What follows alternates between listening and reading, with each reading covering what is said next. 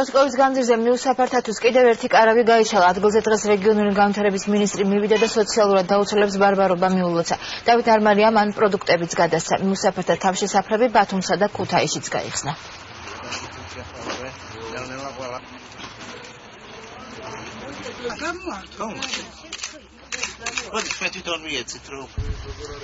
ეს რადგან ბარბარობა ტრადიციულად ლობიანები მოუტანეთ ამ ადამიანებს ჩვენი სამინისტროს სახელით რომ იგულოცა დღევანდელი დღე და მოდულად ზრუნავთ რომ რაც შეიძლება ასე ვთქვათ მოწესრიგებული პირობები გქონდეს. რეგიონებში მოთხოვნა იყო ქუთაისიდან, იყო ბათუმიდან და იყო რუსთავიდან. შესაბამისად ჩვენ და თავდაცვის სამინისტრო დავეხმარეთ მათ. ჩატარდა დღეს დეზინფექცია კარვების როგორც სამედიცინო სამოქალაქო სამედიცინო სექტორის მიერ მაქსიმალურად მიმდინარეობს დაკვირვება, რომ რაიმე დაავადებების გავრცელება არ მოხდეს. საკვები ძალიან ნორმალურია და რა ვიცი, ძალიან კმაყოფილი ვარ და მადლობის მეტი არაფერი არ მეთქვის მე. ეს ჩვენ მოვინახულეთ აჭარაში მოწყობილი ამგვარი თავშესაფარი, აქ არის კარავი, ხდება სითბოთი უზრუნველყოფა აქ არსებული მოსახლეობის და ასევე საკვებით უზრუნველყოფა.